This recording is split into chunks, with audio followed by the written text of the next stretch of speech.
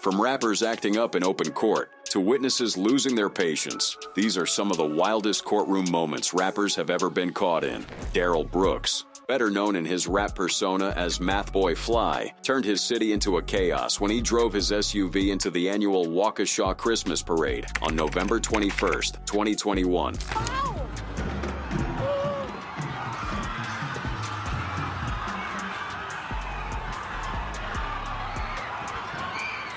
The attack resulted in 6 people losing their lives and injuring dozens of others. In the middle of his own trial, Math Boy spun the courtroom into a circus. I never waived the right to not be present. That's because you forfeited your right to be present by conduct. You're now back in this courtroom. Your Honor, I wrote 3. I did what you asked me to do. Instead of focusing on his defense, Brooks argued with the judge, shouted over prosecutors, and even glared at the jury like he was in a rap battle, not a homicide trial. To exercise a right that I should already have. I did that. Not once, not twice, 3 times. And it still wasn't honored. And then I raised this sign. At one point, his interruptions got so out of hand that the judge had to send him out of the room entirely. But Brooks wasn't fazed. He paced, ranted, and kept pushing back, as if defiance alone could save him. With all due respect, I've never had to go through any type of certain words that needed to be said or stressed or anything like that before. I've always done it the way that you've asked me to do it. And in a chilling moment, he locked eyes with the judge, staring her down so intensely that she had to call for a break. Criminal trespass to dwelling from 2006. Right, I need to take a break. This man right now is having a stare down with me. It's very disrespectful. He pounded his fist. Frankly, it makes me scared. And we're taking a break. The result of this was 6 life sentences stacked on top of centuries behind bars. Brooks didn't just lose the case, he sealed his fate with his own outbursts. Brooks' trial ended in total disaster, but another rapper's courtroom moment took a very different turn. In October 2023, Los Angeles rapper Blueface escaped prison time and instead walked away with 5 years probation for a strip club shooting in Las Vegas. Back in October 2022, Blueface got caught up in the heat outside the euphoric Gentleman's Club. Word is, a dude named Kentavia started clowning him about the car he pulled up in, and things spiraled quick. Blueface allegedly pulled a strap and let off a few shots, grazing the guy's hand. But the wildest part of this case wasn't Blueface's sentence. It was the victim's reaction in court. Well, I just want to start by saying thank you, Judge.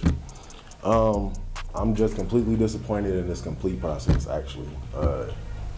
From the DA to his representation to him. The story starts a year earlier, November 2022. Outside the euphoric Gentleman's Club, a man named Kentavious Traylor cracked a joke about Blueface. Moments later, things spiraled, and he claimed Blueface's entourage jumped him, and as he tried to escape in his truck, shots rang out. His hand was grazed, and Blueface was arrested on attempted murder charges. Complete lost faith in the justice system.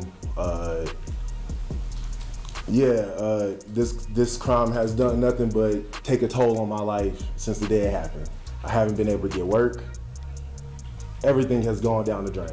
Fast forward to the sentencing. Blueface struck a plea deal, guilty to battery and discharging a firearm into an occupied structure. In return, he got probation instead of years behind bars. Conditions were strict. No drugs, no alcohol, no contact with Traylor, and no wandering near the Vegas Strip unless it was work-related. But Traylor wasn't buying it. This has not been done on my case. This hasn't been done on my behalf. I know people who get more time for stealing bubble gum, honestly. I know people who do more time for stealing TVs than they do for shooting somebody. I'm just completely disappointed in all of this. And then came the moment that blew up online. How you feel about it? Yes, ma'am. Because that's important. Yep. Thank you, Mr. Taylor. You may take your seat if you wish to stay.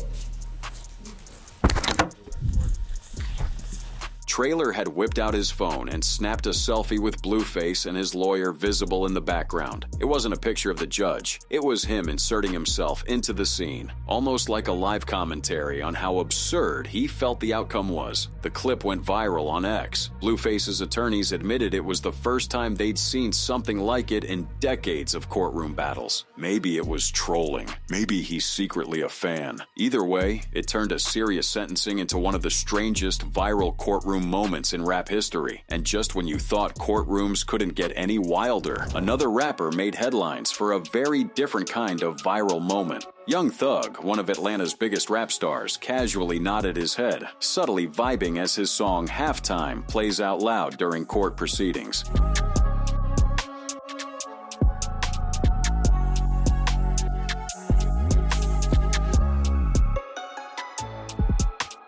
Thug is facing serious charges in Atlanta: alleged gang activity, drug trafficking, and conspiracy under Georgia's RICO Act, all tied to his label YSL. The prosecution is using lyrics from 17 of his songs to try and prove criminal intent. But it doesn't stop there. In the middle of an active court session, cameras catch something no one expected. Young Thug's co-defendant walks straight up to him and appears to hand him a Percocet right there in open court.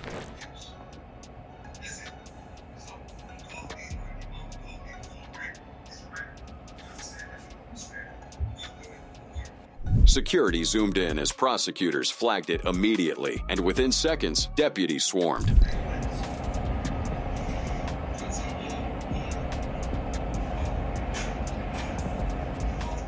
Both Young Thug and his co-defendant were accused of attempting to exchange drugs during the RICO trial itself. Thug, however, denied any involvement, claiming he didn't know what was being handed to him. Turns out even witnesses are wild. In the middle of testimony, a state witness against Young Thug leans back, lets out a loud yawn, and drops a line that leaves the whole courtroom stunned.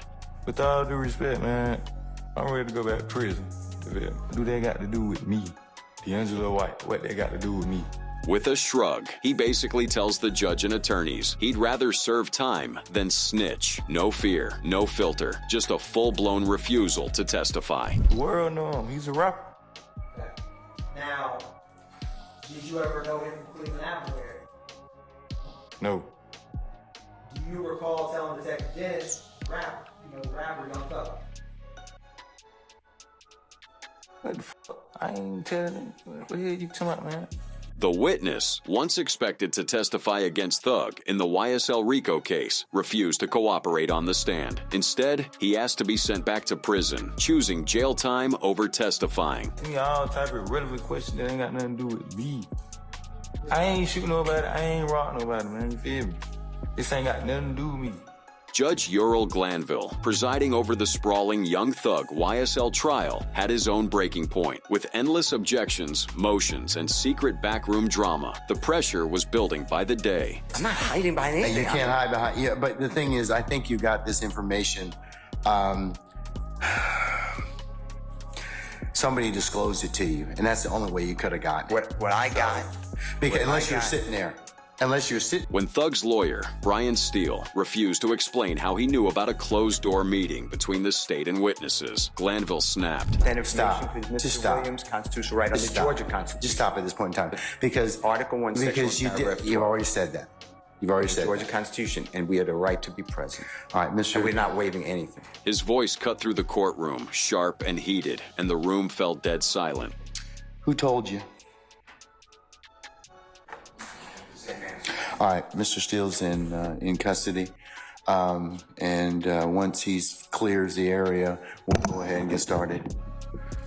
It wasn't just courtroom procedure anymore. It was raw tension, the kind that showed even the man in charge was being pushed to his limit by a trial spiraling out of control. Next up, ASAP Rocky, whose courtroom reaction went viral the moment the verdict dropped. ASAP Rocky had just been acquitted of felony gun charges, and his reaction said it all. The moment the verdict dropped, his reaction said it all. The courtroom turned into a scene no one expected. During the verdict, when the jury read "not guilty," ASAP Rocky literally leapt from the defense table and dove into Rihanna's arms. Raheem Mayers, not guilty.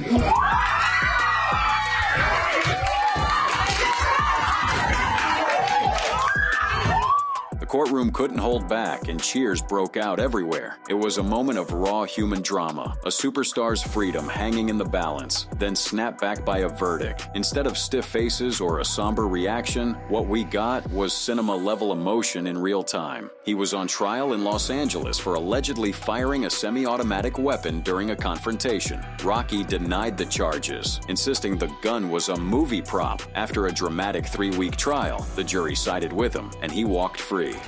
Repeat again, we the jury, involving the type of actions, find the defendant, Joaquin Mayers, not guilty.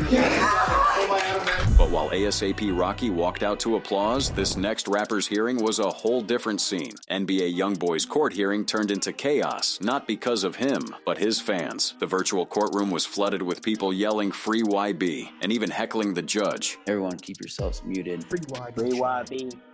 Free YB. Shut up. All right. Things got so disruptive, the judge had to pause proceedings and beg attendees to stay muted. YoungBoy was facing serious charges in Utah, ranging from weapons violations to forgery, but it was the fans who stole the show. The interruptions were so constant, court officials had to delay the hearing altogether. If fans could derail a Zoom courtroom, wait till you see what happened when fists flew in a real one. In the middle of a Brooklyn courthouse, things went from tense to full-blown violence. Sleepy Hollow, attending a racketeering hearing, got into a heated altercation in the hallway.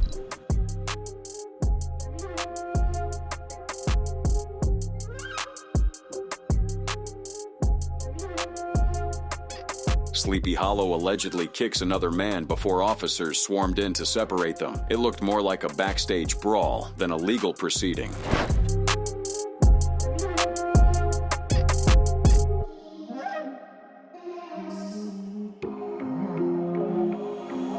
And the Brooklyn drill rapper was appearing in court on gang-related RICO charges when tensions boiled over. The fight disrupted court operations and sparked a wave of online reactions. Or from real fists flying to total digital chaos, next is a rapper who got silenced mid-rant. Cuban rapper Chocolate MC was initially hauled into Miami-Dade court over offenses stemming from a bizarre hotel room incident, including robbery, drug possession, criminal mischief, threatening violence, and misuse of a communication device. He was in the middle of a Zoom court hearing when things went completely off the rails. He began ranting about conspiracies against him, claiming people were plotting, then shockingly commented on the judge's appearance. Naomi, she doesn't have any. The judge here has better, bigger boobs than the lady than Naomi. Okay, so I just muted him. So Without hesitation, the judge muted him on the spot. That was just the start. Things escalated when he was later arrested on new charges. On top of that, prosecutors slapped him with even more severe charges, issuing death threats and soliciting a murder-for-hire plot against the man accused of killing fellow Cuban rapper El Tiger. What was meant to be a formal hearing turned into a viral meltdown, with Chocolate MC's outburst abruptly silenced on screen.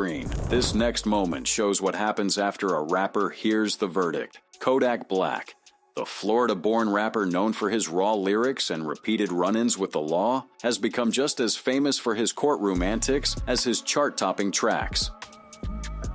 Yeah. Say. Is that Miss Early? Kodak Black was in federal court for serious firearm charges when, out of nowhere, he asked for a piece of candy. And not just any candy, a Jolly Rancher. The judge stands unfazed with Kodak's out-of-the-blue question. Good morning. Good morning, how are you? Go ahead.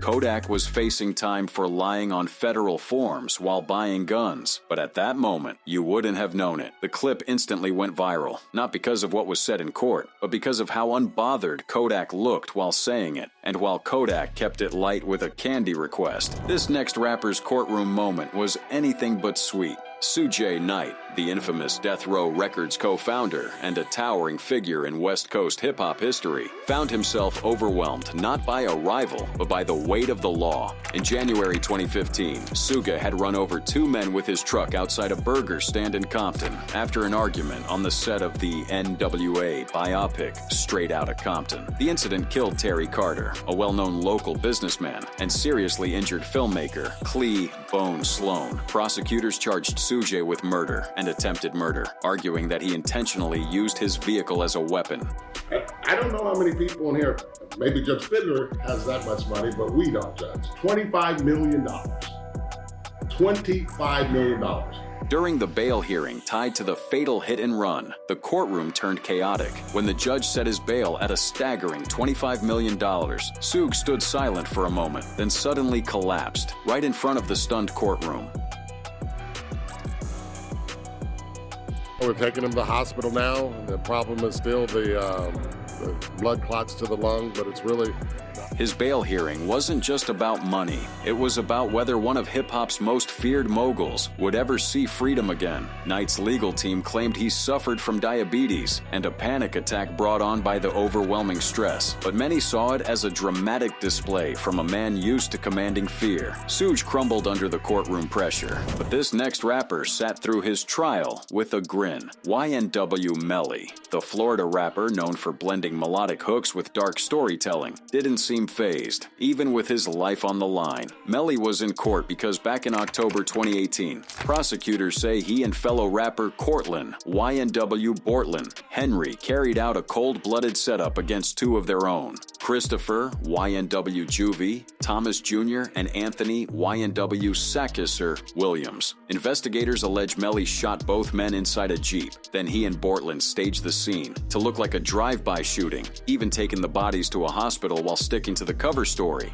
The case has dragged on for years with mistrials, delays, and mounting evidence battles, but the charge remains the same. 2 counts of first-degree murder, with the death penalty on the table if he's convicted.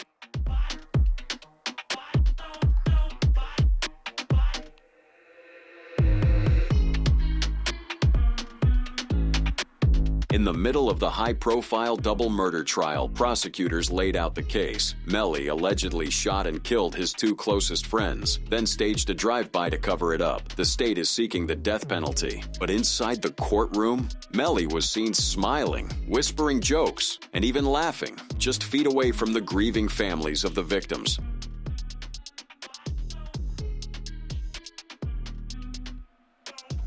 To the public, it felt surreal. A man accused of such a brutal crime, reacting like it was all a joke, whether it was nerves, arrogance, or defiance. It sent shockwaves far beyond that courtroom. And just like Melly, this rapper entered the courtroom with a calm that almost felt rehearsed. NBA YoungBoy, one of the most streamed and controversial rappers of his generation, walked into court facing new legal trouble, but didn't seem too worried.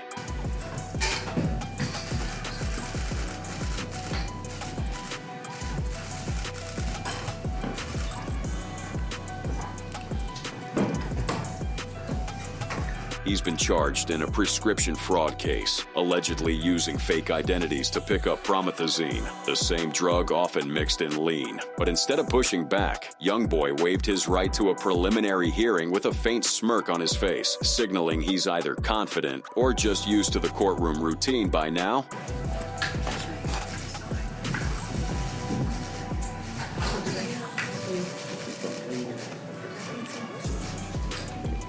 Despite his long history of run-ins with the law, YoungBoy stayed composed, even amused, facing another felony, but acting like it's just another stop on his tour. But unlike YoungBoy's icy composure, this rapper's courtroom moment was raw and emotional. Z-Air Duffy, a rising rapper from New Jersey, couldn't hold it together when the reality of his sentence finally hit. You're that person that just trying to make me up. You heard I was doing good out there. I was not selling drugs. I was doing none of that. I was trying to get my life on track, man. Convicted in connection to a violent armed robbery, Duffy had kept a straight face through most of the trial. But when the judge handed down a multi-year prison sentence, the facade cracked. He began sobbing uncontrollably. I'm sorry. Please don't let me 13 years. Please don't. I'm not a monster.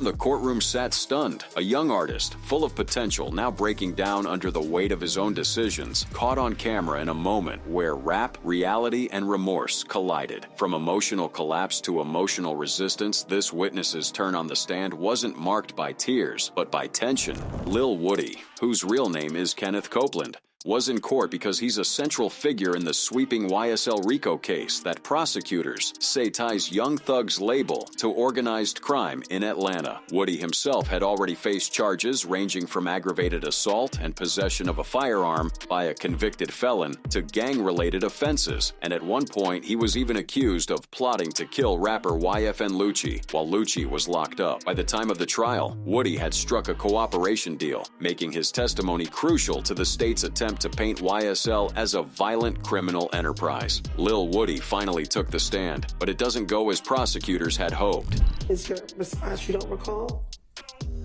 I don't recall. And during that interview with Detective Thorpe at the Atlanta Police Department, did you provide him your name and your date of birth? Huh? Day after day, court watchers waited to see if Lil Woody would flip. And when he finally agreed to testify, tension filled the courtroom. But minutes into questioning, things start to unravel. I don't know what I told. I don't remember what I told him. I'm not trying to say the wrong thing so y'all can lock me back up. He gives short answers, stalls, then suddenly erupts in frustration, snapping as lawyers try to clarify his statements. Y'all help pressure me. I'm tired of y'all, because y'all know y'all are wrong. And y'all black people doing this to us. And I understand that. Leave me alone. Let me leave. Man, y'all pissing me off. Listen. His testimony was expected to be a turning point in the RICO trial, but instead it became another chaotic chapter, filled with uncertainty, attitude, and a witness clearly cracking under pressure. That trial was messy for all the wrong reasons. Another rapper turned the courtroom into unintentional comedy. This may go down as one of the funniest depositions in history, when Lil Wayne sat down for questioning in his lawsuit against Quincy Jones III over the documentary The Carter. The courtroom expected answers. What they got instead was comedy gold. Had an interview that you actually gave with Katie Couric? Is that an interview that I actually gave with Katie Couric? Yeah. What's your name again? Wayne spent most of the deposition dodging questions with sarcastic one-liners, blank stares, and flat-out refusals to cooperate. Did you perform at the Virgin Mobile Music Fest in 2008 with Kanye West? I don't know. Every time the attorney pressed, Wayne just smirked, shrugged, or mocked the entire process.